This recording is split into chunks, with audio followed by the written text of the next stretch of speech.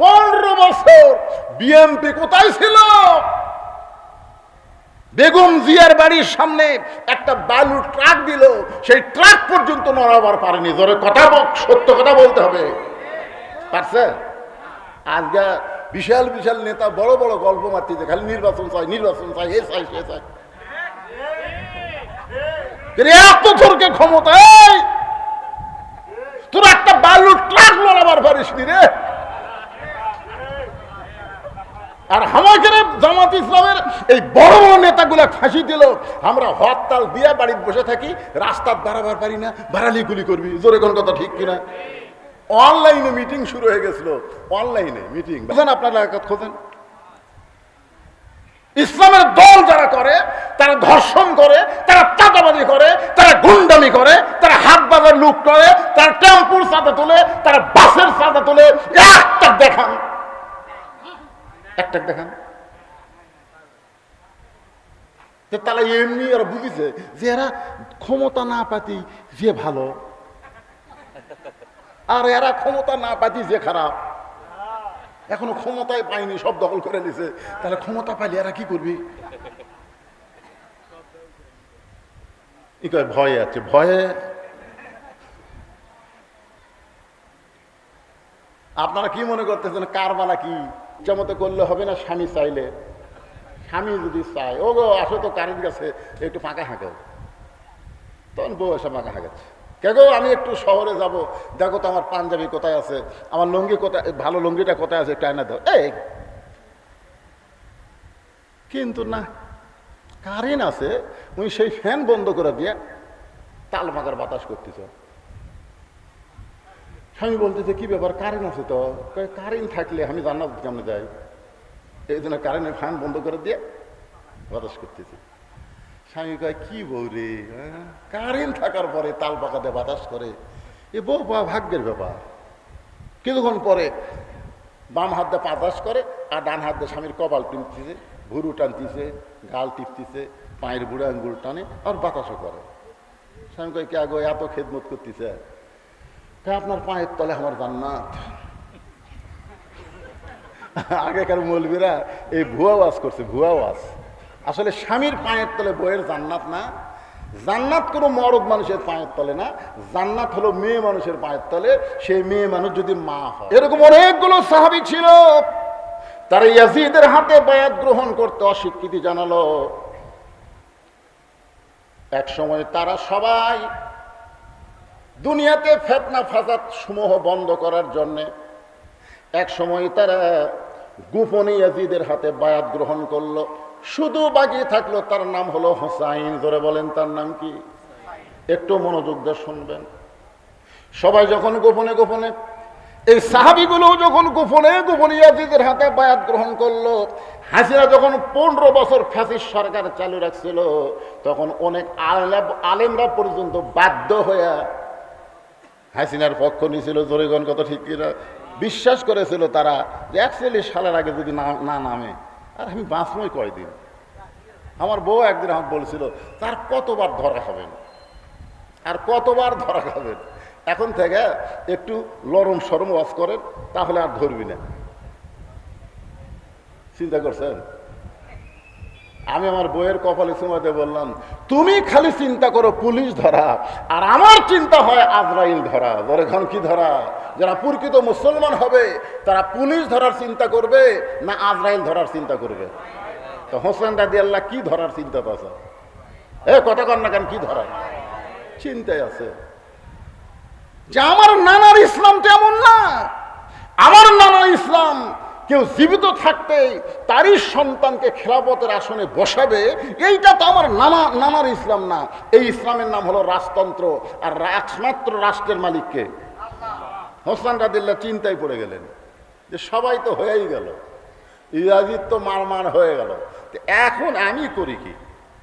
চিন্তায় তখন বসে বললেন হোসেন রাদিয়াল্লাহু, কারবালার শীর্ষক আলোচনা শুরু হচ্ছে, একটু মনোযোগ দেন। এমন সময় ইয়াজিদের পক্ষ থেকে কিছু লোক তারা হোসেন রাদিয়াল্লাহর কাছে আসলেন। ইয়াজিদের পক্ষ থেকে কিছু লোক হোসেন রাদিয়াল্লাহর কাছে কি বুঝতেছেন আসলেন। তখন হোসেন রাদিয়াল্লাহু বসে আছেন, বসে তখন তারা দাঁড়িয়ে বললেন, হোসাইন, তোমার নানা হলো বিশ্ব নবী। তোমার নানা কি নবী? এ কথাটার সাইজ খেয়াল করবেন। তোমার নানা হলো বিশ্ব নবী, তোমার বাবা হলো বিশ্ব আলেম, তোমার মা হলো খাতুনে জান্নাত, জান্নাতি নারীদের নেত্রী। ধরে কর সুবহানাল্লাহ। এগুলা কথা কে বলতেছে?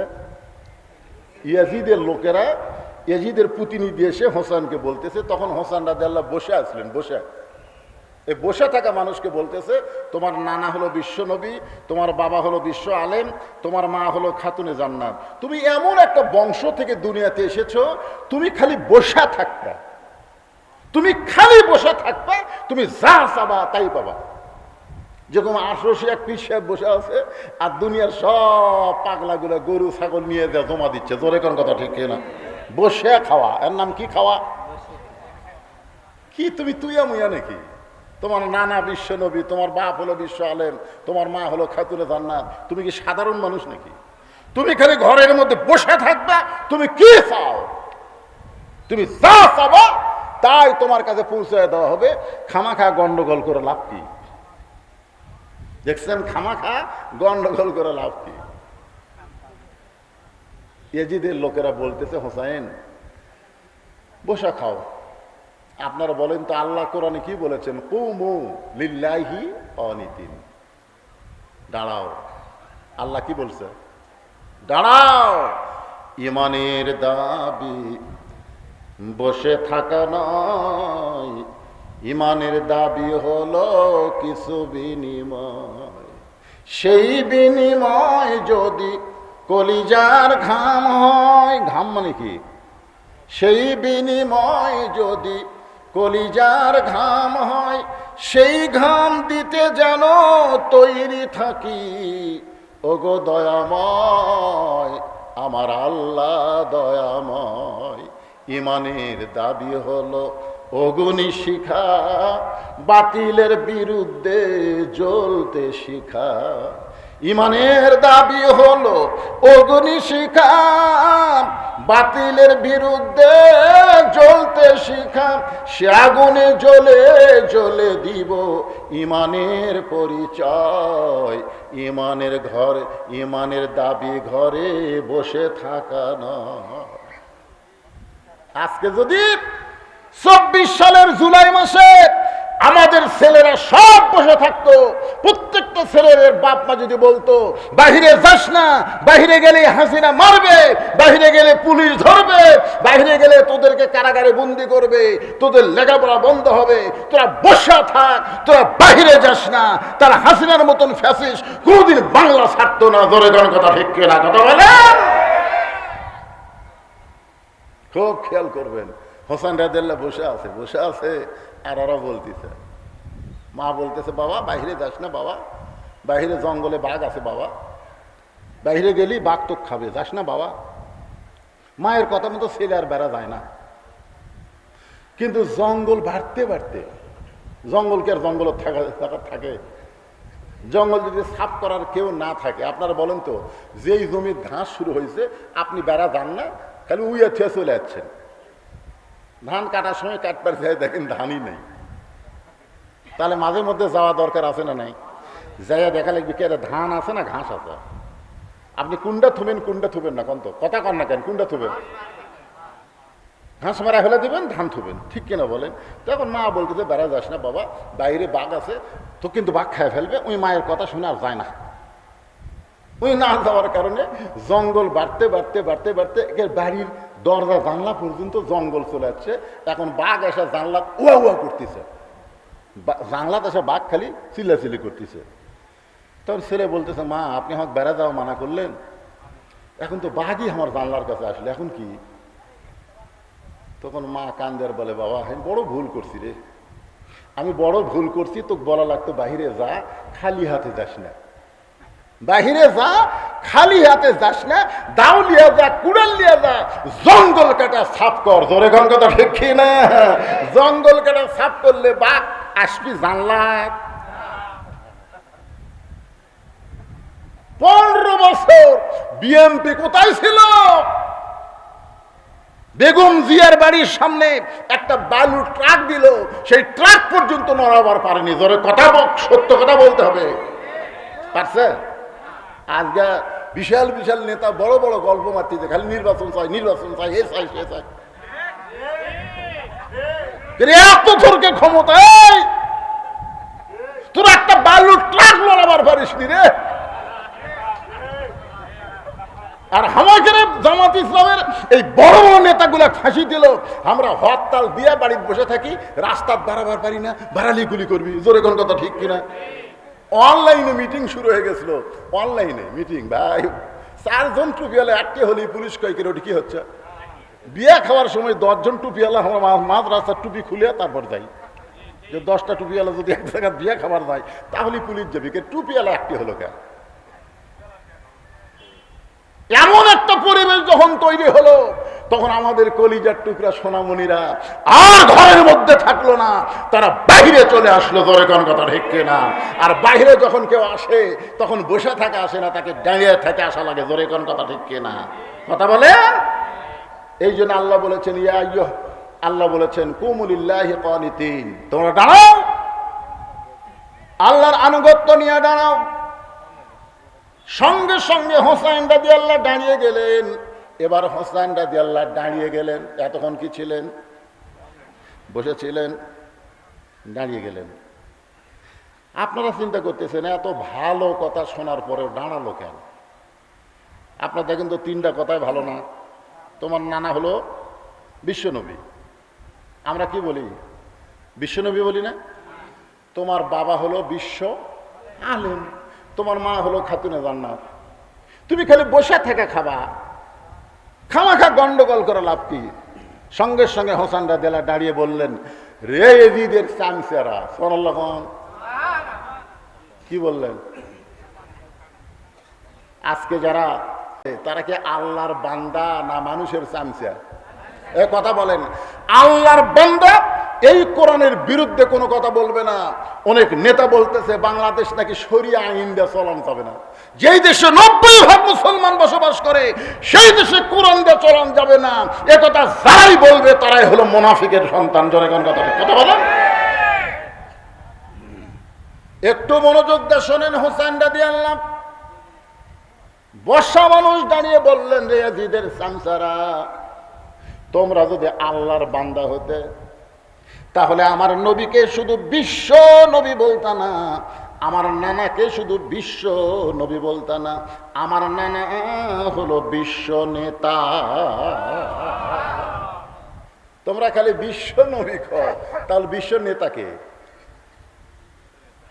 আজকে বাংলাদেশে যারা কোরআনের দল করে না, তারা আমাদের নবীকে বিশ্ব নবী বলে, কিন্তু বিশ্ব নেতা বলে না।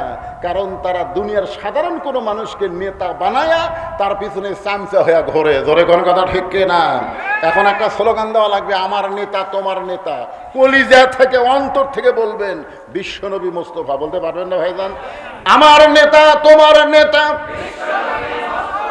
আল্লাহ যারা বলেনি, আল্লাহ কঠিন হাসরের ময়দানে নবীর সুপারিশ যেন তাদের ভাগ্যে হয় না। আর একবার চান্স দিলাম, একটু গলা ফাঁক করে বলবেন, আমার নেতা তোমার নেতা। বিশ্ব নবীর চরিত্র, লাকাদ কানা লাকুম ফি রাসূলিল্লাহি উসওয়াতুন হাসানাহ। আল্লাহ বলেছেন তোমরা যদি সফলতা অর্জন করতে চাও তাহলে দুনিয়ার সমস্ত নেতাকে পায়ের তলে ফেলে দিয়া বিশ্বনবীর আদর্শকে তোমরা গ্রহণ করে না। একথা কার? আরো জোরে বলেন। বাজান একটু মনোযোগ দেবেন। হোসাইন রাদিয়াল্লাহু বললেন, তোমরা যদি আল্লাহর বান্দা হতে তাহলে আমার বাবাকে শুধু বিশ্ব আলেম বলতে না, আমার বাবা হলো বিশ্ব বীর। কি বলছে? তোমার বাবা হলো বিশ্ব আলেম। হোসেন বলতেছে তোমরা যদি মুসলমান হতে তাহলে আমার বাবাকে শুধু বিশ্ব আলেম বলতেন, আমার বাবা হলো বিশ্ব বীর। তোমরা যদি আল্লাহর বান্দা হতে তাহলে আমার মাকে শুধু খাতুনে জান্নাত বলতে না, আমার মা হলো ফাতেমাতুজ জোহরা। তোমরা একটা বলো, একটা বাদ দাও। আমার নানাকে তোমরা বিশ্বনবী বলো, কিন্তু অন্য কোনো মানুষকে তোমরা বিশ্ব নেতা মনে করো। এখন আমাদের বাংলাদেশের নবী ছাড়া অন্য মানুষকে যে আপনি নেতা মনে করে তার পিছনে আপনি ঘুরতেছেন, আল্লাহ কোরআনে বলেন, وقال الذين كفروا ربنا أرنا اللذين أضلانا من الجن والإنس نجعلهما تحت أقدامنا ليكونا من الأسفلين الله أكبر। আপনারা কি মনে করতেছেন এই চামচাগুলোকে যখন আল্লাহ জাহান্নাম দিবে তখন চামচাগুলো বলবে, আল্লাহ যাদের নেতৃত্বে আমরা দল করলাম, যাদের নেতৃত্বে আল্লাহর কোরআন বুঝলাম না, নবী বুঝলাম না, আপনি শুধু আমাদেরকে জাহান্নাম দিবেন, কিন্তু যাদের কথা মতো আমরা চললাম তাদেরকে আপনি কি জাহান্নাম দিবেন না? আল্লাহ বলে তাদেরকেও জাহান্নাম দেওয়া হবে। তখন চামচাগুলো বলবো, এই নেতাগুলো আমাদের সামনে নিয়ে আসেন, আমরা জাহান্নামে যাব, আপত্তি নাই, কিন্তু নেতাদের মুখের উপরে বুকের উপর পাড়া দিয়ে আমরা জাহান্নামে যাবার চাই। তাহলে দুনিয়ার মানুষকে নেতা ভাবলে ওই নেতার সঙ্গে জাহান্নামে যাওয়া লাগবে। আর বিশ্ব নবীকে যদি নেতার আসন দেন, আপনি জাহান্নামে যাবার চাইলেও বিশ্ব নবী সুপারিশ করে আল্লাহর জান্নাতে নিয়ে যাবে।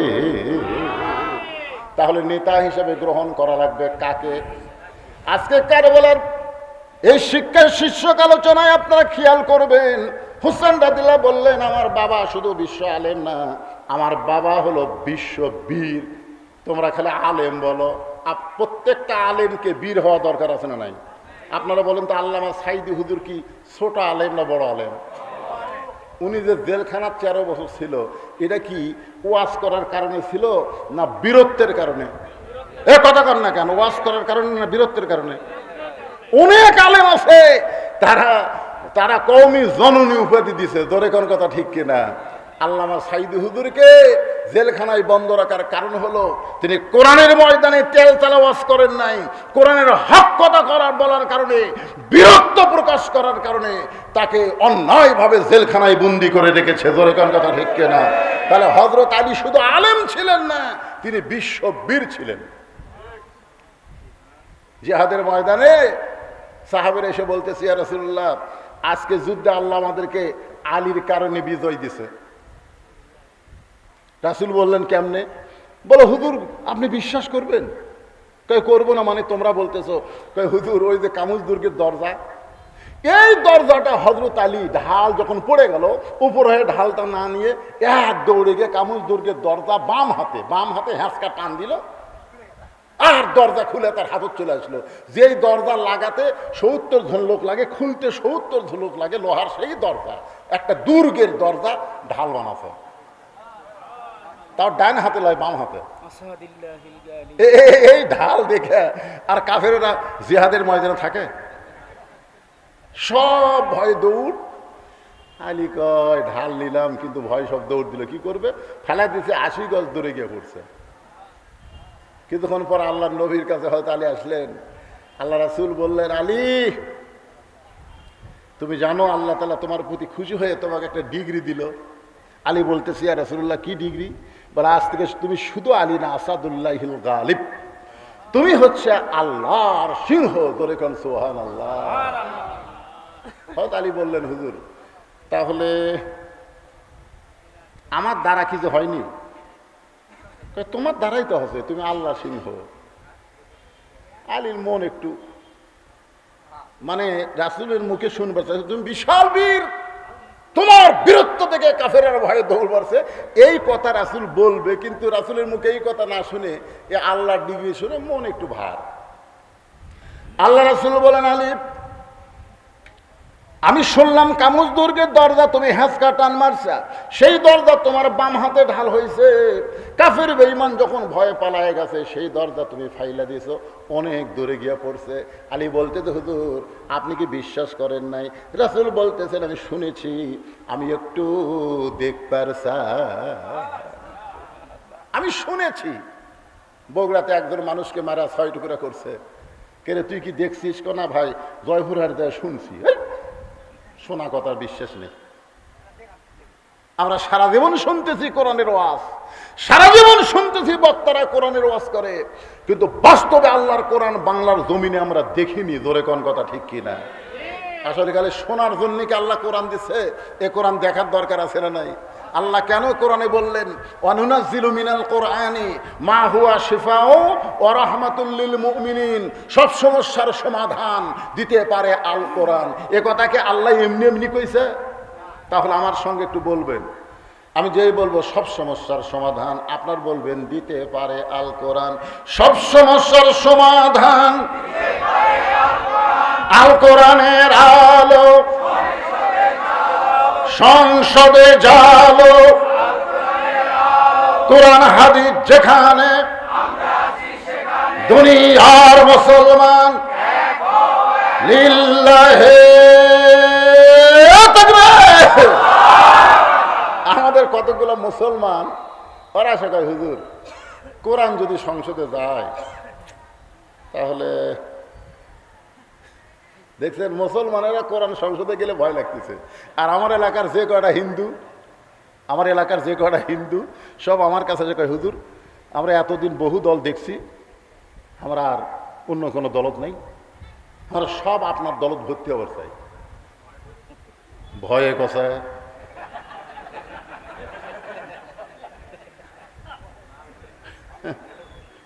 ভয়ে বলে কষে।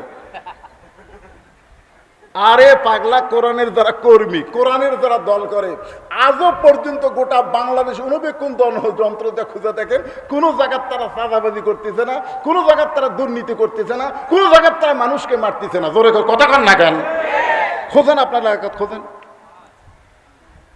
ইসলামের দল যারা করে তারা ধর্ষণ করে, তারা চাঁদাবাজি করে, তারা গুন্ডামি করে, তারা হাত বাজার লুট করে, তারা টেম্পুর চাঁদা তোলে, তারা বাসের চাঁদা তোলে। একটা দেখান তারা এমনি এরা বুঝিছে যে এরা ক্ষমতা না পাতি যে ভালো, আর এরা ক্ষমতা না পাতি যে খারাপ। এখনো ক্ষমতায় পায়নি, সব দখল করে নিছে, তাহলে ক্ষমতা পাইলে এরা কি করবি? ভয়ে আছে, ভয়ে। আপনারা কি মনে করতেছেন কারবালা কি? কারবালা কি? আপোষ করা। খুব খেয়াল করবেন যে হুজুর কারবালা শীর্ষক আলোচনা করতে গিয়ে আপনি বর্তমান রাজনীতি ঘাটতেছেন, তার মানে তা আপনারা ওই 1400 বছর আগেকার কারবালা শুনে কি করবেন? বর্তমান কারবালা আমাকে বোঝা লাগবে না? যখন বোঝার দরকার আছে না? না, হ্যাঁ, একটু মনোযোগ দিয়ে শুনবেন। আল্লাহ কোরআনে বললেন অনুনাজ্জিলু মিনাল কোরআনি মা হুয়া শিফাউ ওয়া রাহমাতুল লিল মুমিনিন। আল্লাহু আকবার। হযরত আলী শুধু কি ছিল না, আলেম ছিল না, তিনি একটা বীর ছিলেন।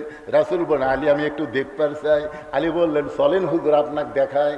নবী আর হযরত আলী দুইজন একসঙ্গে যায়। ওই যে দরজা পড়ে আছে, কামুজ দুর্গের দরজা। আল্লাহ রাসূল বলেন আলী দরজা, বলে হুজুর এখান থেকে দরজা ফেলে দিছি বাম হাতে, ওই জায়গায় গিয়ে পড়ছে। রাসূল বলেন চলো তো।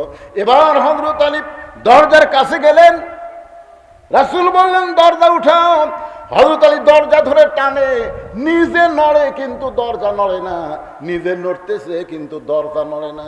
আলী কান্দের বলে রাসূলুল্লাহ যে দরজা বাম হাতে ঢাল বানালাম, যে দরজা নিক্ষেপ করলে 80 গজ দূরে গিয়ে পড়লো, সেই দরজা এখন নড়াবার যায়, আমি নিজে নড়ি কিন্তু দরজা নড়ে না। রাসূল মুস্কি হাসি দেবেন আলী রে, তুমি যখন আল্লাহর রাহে যুদ্ধ করো তখন তুমি একলা থাকো না, তোমার সঙ্গে আমার আল্লাহ থাকে। দুনিয়ার সমস্ত দলকে বাদ দিয়ে আল্লাহর দল যারা গ্রহণ করবে তারা একা হবে না। ওহুয়া মাকুম আইনামা কুনতুম। আল্লাহ বলেছেন বান্দা তুমি থাকবা যেখানে, আমি আল্লাহ থাকবো সেখানে। হোসেন বলতেছে আমার মা শুধু খাতুনে জান্নাত নয়, আমার মা হলো ফাতেমা তুজ জোহরা। আমার মায়েরা যারা পর্দার অন্তরালে বসে আছেন, ও মায়েরা শোনেন, রাসূল বললেন, ফাতেমা তোমার কি কোনো সময় মনে হয় তুমি আল্লাহর নবীর মেয়ে বলে আল্লাহ তোমাকে জান্নাত দেবে? এটা কি তোমার কোনো সময় মনে হয়? ফাতেমা মুচকে মুচকে হাসের বলে, বাবা আপনি কি বলেন? আমি শুধু নবীর মেয়ে না, আমি হলাম বিশ্ব নবীর মেয়ে। আমার বাবা হলো ইমামুল আম্বিয়া, আমার বাবা হলো ইমামুল মুরসালিন। আমি সেই নবীর মেয়ে হওয়ার কারণে আল্লাহ আমাকে জান্নাত তো দিবেই। রাসূল চোখের পানি নিয়ে ফাতেমার কপালে একটা চুমা দিয়ে বললেন, ফাতেমা এ কথা যা বলছো আর বলো না মা, নবীর মেয়ে হওয়ার কারণে আল্লাহ তোমাকে কোনোদিন জান্নাত দেবে না। নবীর মেয়ে হওয়ার কারণে আল্লাহ তোমাকে জান্নাত দেবে না। ফাতেমা বলে, বাবা তাহলে কি হলে জান্নাত পাওয়া যাবে?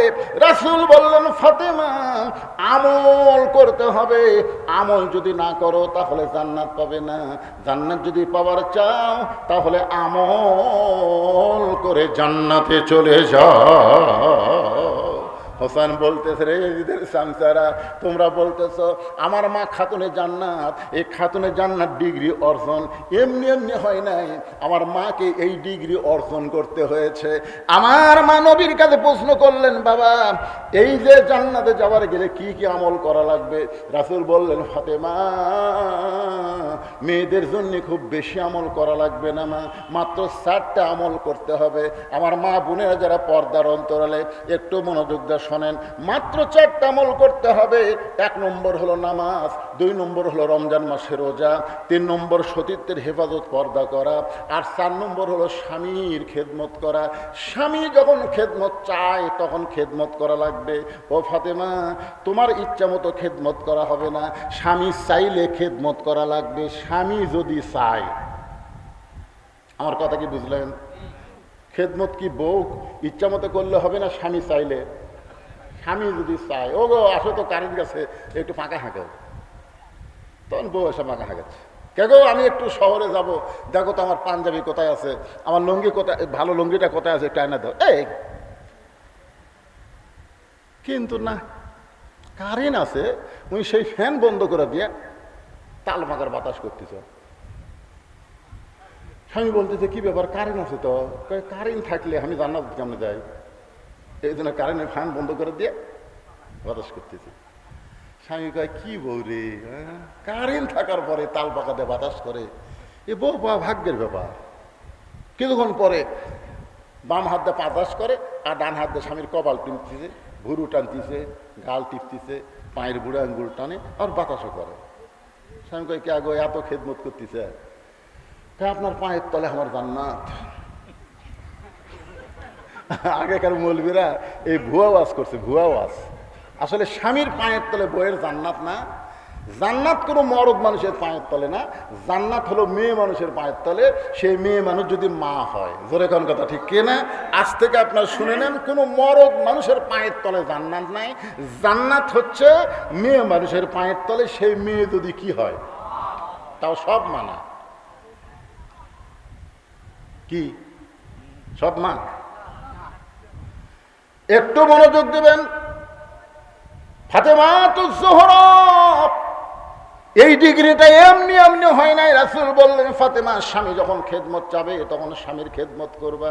এখনই খেদমত করে স্বামীর মন খুশি করে দিস। কিছুক্ষণ পরে এই পাও লোক টানতেছে, চুল টানতেছে, মানে মাথা টিপা দিচ্ছে আর পাঁকার বাতাস করতেছে আর গুনগুন করে কাঁদতেছে।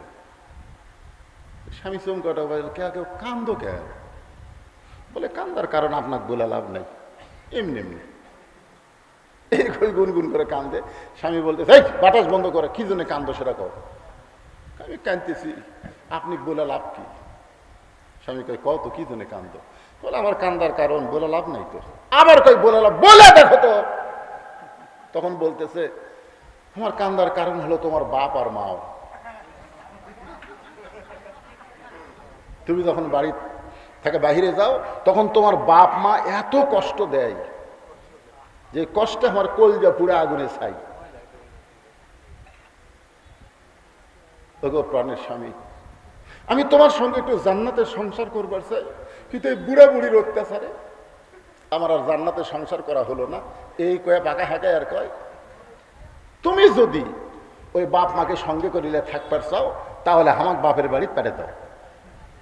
আর আমাকে নিয়ে যদি সুখের সংসার করবার চাও তাহলে বুড়া বুড়ি বাদ দেওয়া লাগবে, অমা আলাইনা ইল্লাল বালাক, মানে আমার আশ্বাস।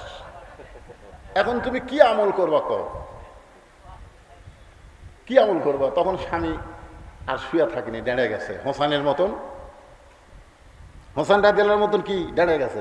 ডেড়ে গিয়ে বলতেছে, আল্লাহ কোরআনে বলেছেন লিয়াবলুয়াকুম আইয়ুকুম আহসানু আমালা, আমি তোমাদেরকে পরীক্ষা করব সুন্দর আমলের। সুন্দর আমলের পরীক্ষা করবে কে? এ জোরে কান, কে করবে? আল্লাহ পরীক্ষা করবে সুন্দর আমলের। তো এই মুহূর্তে আমি দাঁড়ায় সুন্দর আমল করতে চাই। বউ বলতেছে কি সুন্দর আমল করবেন? বলে সুন্দর আমল হলো কাপড় চুপুর যা আছে ব্যাগের মধ্যে তোল। সুন্দর আমল হলো কাপড় চুপুর তোর যা আছে, শাড়ি গয়না যা আছে ব্যাগের মধ্যে তোল, তোর বাপের বাড়ি পাঠা দেবো।